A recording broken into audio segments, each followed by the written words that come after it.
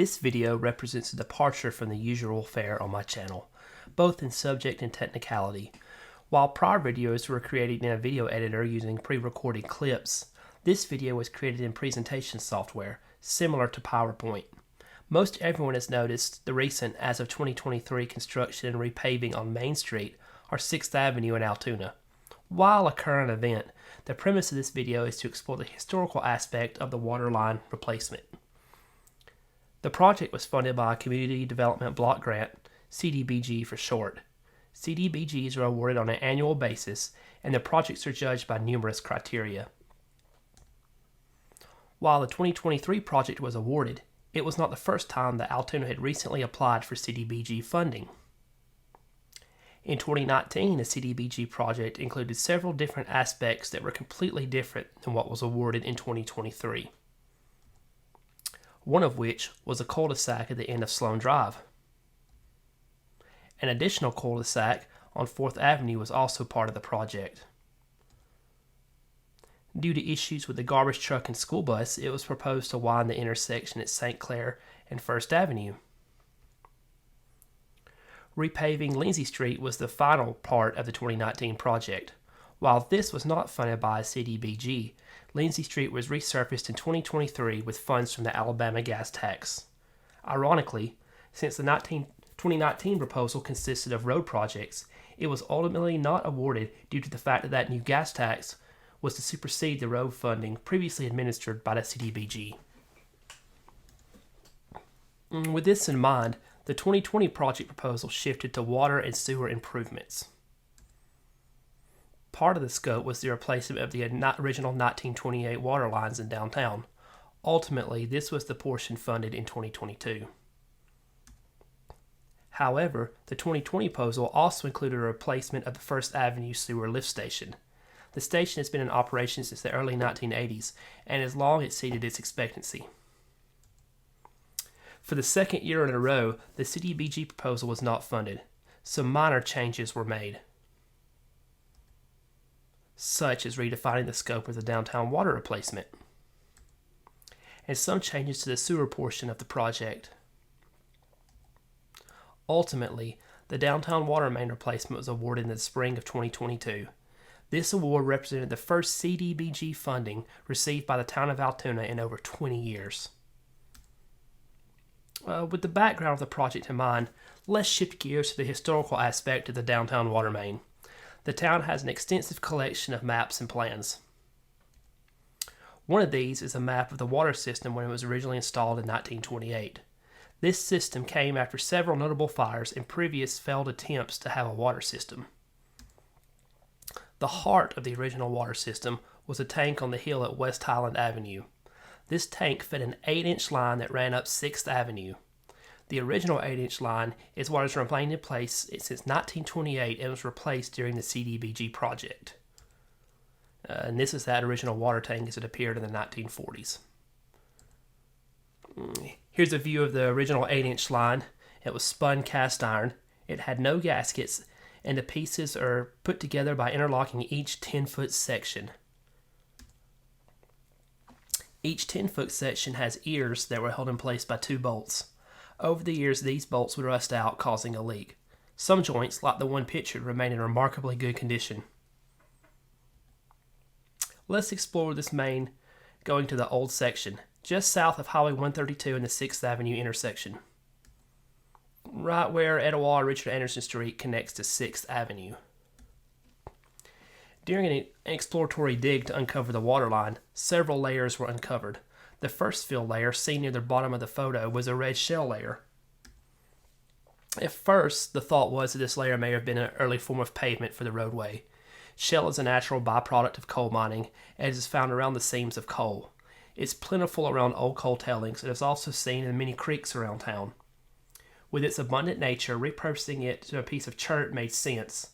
However, since this red shell layer remains 3 to 4 feet below the present roadway height, while it's obvious that the present 6th Avenue is higher in the past, 3 or 4 feet of depth is very improbable when thinking about the original height of the roadway, especially when the bank building was constructed in 1922, and the other section of the bank building on the corner of 6th Avenue and Blunt Street was constructed prior to 1913. After some thought, there is a better explanation for the shell layer. Originally, the downtown area between the railroad tracks, 6th and 7th Avenue, and Blunt Street, was not as flat as it is today.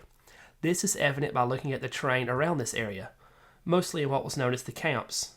This 1920 photo is one of the best examples.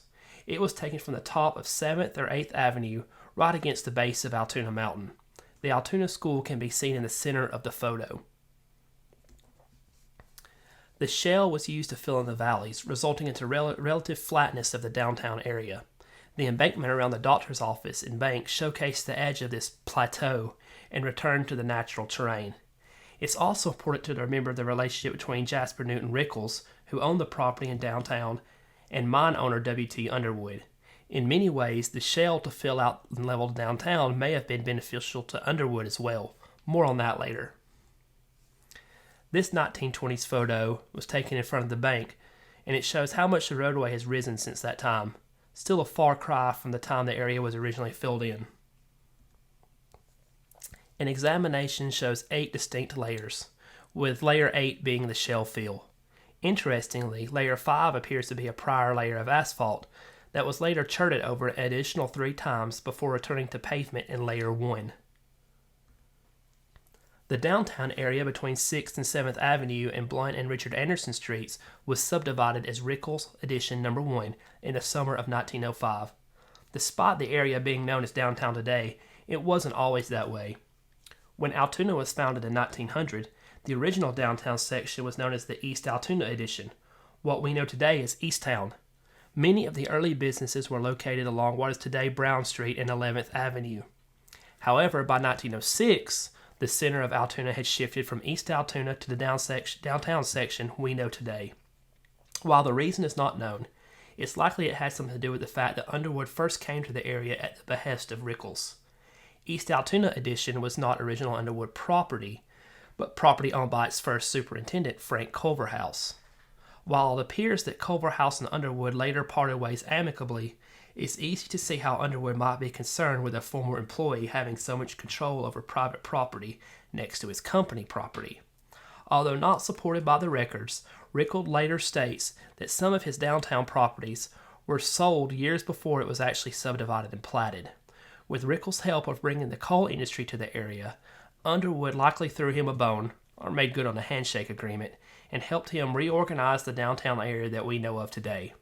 This was aided by a move of the L&N depot from the company property at 10th Avenue and Brown Street intersection to the other side of town on what was Rickles' property between Robbins Road and St. Clair Streets. Looking at the original plat of downtown was drawn, there's a notable change of how it appears today. While the L&N Railroad appears as a drawn line, it seems to be an afterthought to the subdivision, indicating there is some truth in the Rickles interview stating that some lots were sold before officially becoming a recorded plat. Aside from the highway and railroad, this plat also differs in another way. Here is a modern GIS map overlaid on the map of the city streets. The green line denotes parcels, while 6th and 7th Avenue and Blunt Street all appear as platted roads. Only part of Etowah and Richard Anderson Street are drawn in the way they are originally platted. This road ends at the alleyway next to the old Hopper building instead of continuing in front of Anderson's Pharmacy. The base map also shows a road continuing up the alleyway going behind Anderson's Pharmacy and part of through the old Pioneer Restaurant. This aerial map makes it clear. There is no road in front of Anderson's as it appears today. However, although not on the original plat, it appears that Richard Anderson Street existed from the very beginning of the downtown area. This earliest map of Altoona, dated 1912, shows the street with several businesses along it. Here is a 1937 aerial, which also shows a rough semblance of a road along the alleyway going behind Anderson's Pharmacy. This area behind the main buildings was known as the Wagon Yard. Essentially, it was a period parking area for downtown. While this was never officially platted as a road, it still exists on some current tax maps. Here's a photo from the late 1920s or early 1930s showing Richard Anderson Street and the road that runs behind the buildings. Let's take a look at the intersection of Richard Anderson and Etowah Street with 2nd Avenue. At this point, the original 8-inch main ends and feeds a 1.5-inch main out of the end of it. This 1.5-inch main is also a part of the 1928 system and had branches that fed into the streets all along Etowah and down 7th Avenue to College Street and 7th Avenue to Brown Street. Each branch also had a small valve to cut the supplies needed for repairs, as shown in the arrows. Another glance at the 1928 system map shows the valve and branches of the 1.5-inch main. At some point in the last 40 years, the 1.5-inch system was phased out and replaced with a 6-inch main that feeds into the camps along Etowah Street. This map, dated 2003, shows the original 8-inch line in yellow and a new 6-inch main in blue.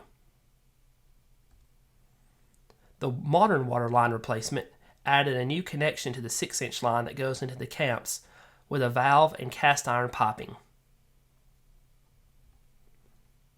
Another feature present at the intersection is this large terracotta drain pipe. Originally, after the downtown section was built up, there were several drainage ditches throughout the area. Over time, these ditches were popped. The ditch along 6th Avenue was popped as late as 1910 at the business owner's expense. The yellow line represents each drainage ditch. One runs from Blunt Street under the Exchange Bank and Doctor's Office parking. Another runs along 6th Avenue. A third one is in the north end of the alleyway. And the final ditches are along 7th Avenue. This photo shows a grate into one of the drainage ditches along the east side of 7th Avenue and Etowah Street intersection.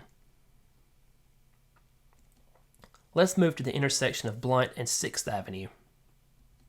At this point, the original 8-inch main along 6th Avenue meets the original 6-inch main along Blunt Street. In this section, part of the original 6-inch main between and including the two valves was replaced. This open ditch shows the valves, the 6-inch pipe, and the 8-inch connection. The 6-inch section between the valves was removed as one piece. Pretty amazing that some almost 100-year-old pipe was able to hold together as it came out. Part of the 6-inch section of pipe has a pretty amazing feature. The two holes represent the service taps that go from the main to a residence or place of business. Here's one of those taps prior to removal. This tap into the main is actually a lead gooseneck.